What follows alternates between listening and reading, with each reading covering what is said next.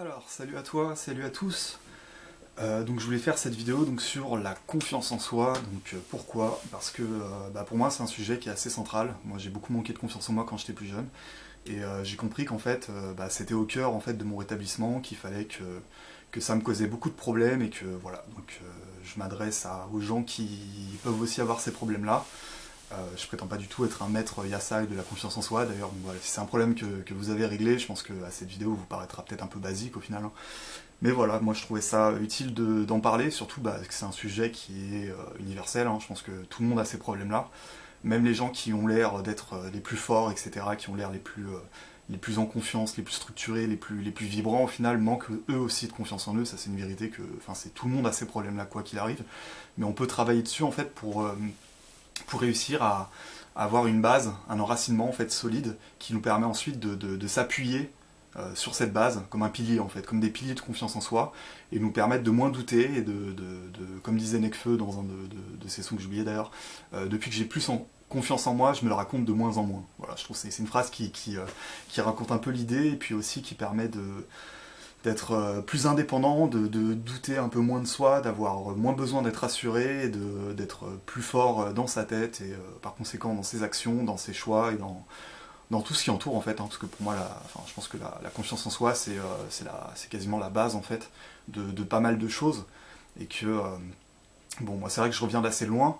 Moi j'ai eu des phases en fait, donc je manquais beaucoup de confiance en moi quand j'étais gamin en fait, déjà parce que j'ai pas eu de modèle sur qui m'appuyer jusqu'à mes 15 ans, on va dire.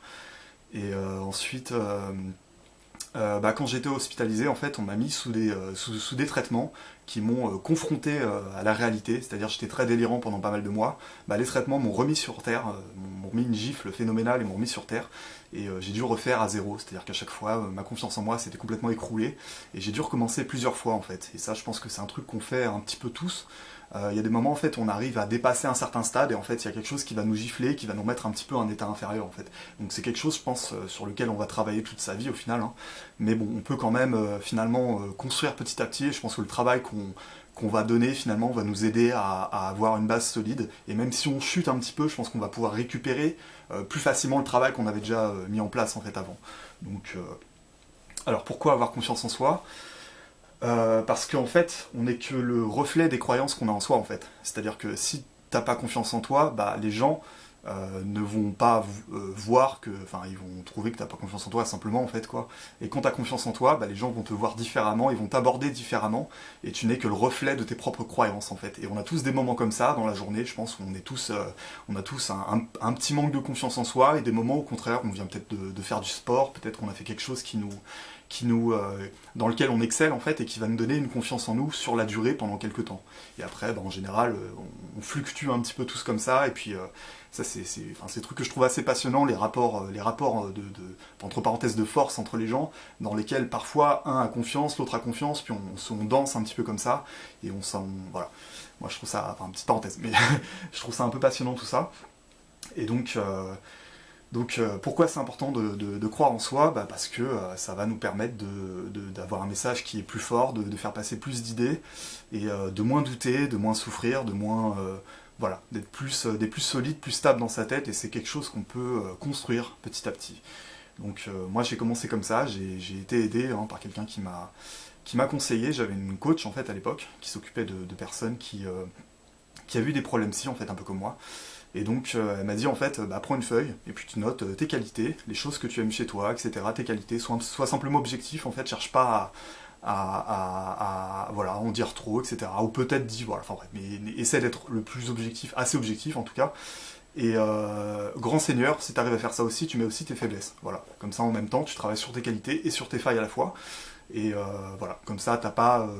Parce que ça peut être aussi problématique dans le sens où si vous vous répétez toute la journée que vous êtes précieux, que vous êtes le meilleur, que vous les avez tous à vos pieds, par exemple, etc. Bon, ça c'est des choses qui sont un peu claquées, on va dire. Voilà, essayez d'être objectif, de marquer vraiment vos qualités, ce que vous aimez, et déjà comme ça, vous allez voir que vous avez des qualités, que tout le monde a des qualités malgré tout, et voilà, déjà commencer par ça. Et puis se rappeler des moments dans lesquels on a brillé aussi, on a excellé. Se rappeler dans les moments dans lesquels on a eu confiance en nous, on a excellé, on a frappé fort, hein, d'une certaine manière. Moi je trouve que c'est une image plutôt correcte en fait. On a été nous-mêmes, on a été heureux, on a réussi, simplement. Et se rappeler de ces moments-là, dans les moments où ça va pas trop, et se dire qu'en fait on a été capable de le faire, et que si on a été capable de le faire, c'est qu'en tous les cas c'est en nous, et que c'est juste, il manque quelque chose en fait pour revenir à ce niveau-là, et qu'on est capable de le refaire, quoi. Enfin, sauf si vous avez coupé un bras à un moment, et que voilà, vous avez perdu vos capacités physiques, etc. Mais vous êtes capable de faire des choses, en tous les cas. Et voilà, je pense que cette confiance en soi est centrale. Et donc voilà, mettre des mots là-dessus, essayer de vous rappeler les moments où vous avez été bon, connaître vos qualités, connaître vos faiblesses, et puis petit à petit, vous allez réussir à vous en rappeler et à vous appuyer sur ce que vous avez construit. Ça va se cristalliser un peu dans votre esprit, et vous allez réussir ensuite voilà, à faire une base et à avoir des piliers de confiance en vous qui vont vous aider à faire passer, voilà, à réussir ce que vous avez envie de réussir. Et puis, enfin voilà, c'est un peu, voilà, c'est un peu entendu tout ça, mais bon. Donc il y a des choses aussi qui peuvent empêcher d'avoir confiance en soi. Moi je sais que par exemple j'avais la peur en fait d'être quelqu'un de mauvais à des moments où voilà, c'était un peu irrationnel. Par exemple, j'ai un chat, voilà, quand je caresse le chat, je me dis putain, je l'ai mal caressé, du coup je suis quelqu'un de mauvais en fait. Moi j'en étais à ce niveau-là, quoi. Donc il y a plein de choses comme ça qui pouvaient me faire complètement perdre confiance en moi.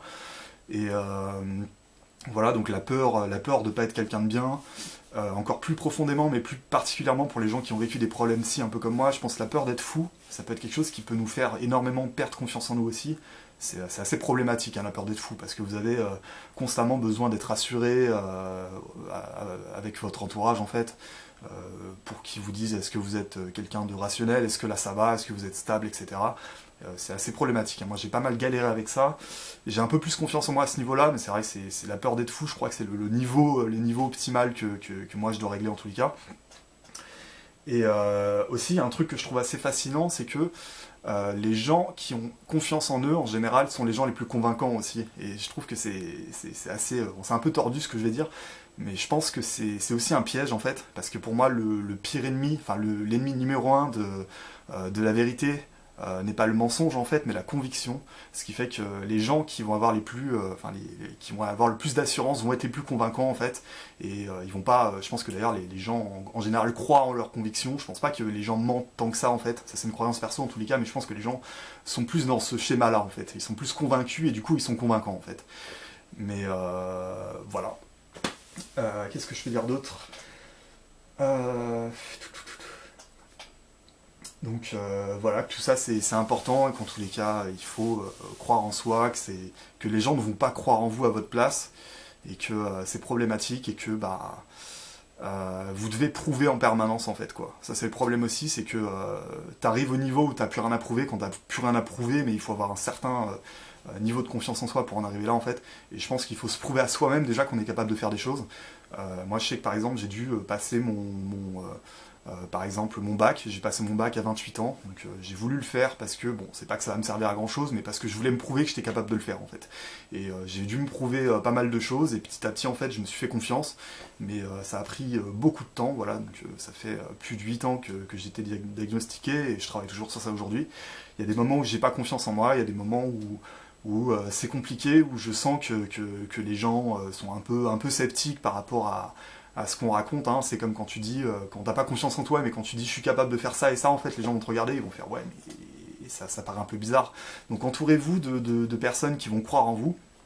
Je pense que ça c'est quelque chose qui est fondamental en fait. Déjà s'entourer des gens qui vont croire en vous, déjà les gens comme ça sont très précieux en fait. Et encore plus précieux, je dirais, les gens qui vont vous aider à croire en vous-même en fait. Et ça c'est encore un niveau au-dessus en fait, où les gens vont vous dire voilà, mais tu sais faire ça, tu vois, donc ne doute pas de toi, etc. Et confiance en toi. Et tout ça, c'est facile à dire après, mais voilà, petit à petit, marquer les moments dans lesquels on a confiance en nous, marquer les moments dans lesquels on excelle, se les remémorer en fait. Et petit à petit, en fait, plus vous allez faire ça, plus vous allez vous convaincre, et plus ça va être un cercle vertueux dans lequel vous allez apprendre à avoir un enracinement en fait de confiance en vous, qui vous permettra d'être plus assuré, plus efficace, et voilà, de moins douter, parce que c'est affreux en fait, de manquer de confiance en soi, c'est juste, c'est terrible quoi. Voilà, bah, j'espère que j'ai été assez complet, assez explicite, c'était peut-être un peu bordélique cette fois, mais bon voilà, j'espère que ça vous aura parlé, et je vous souhaite une très bonne journée. Salut!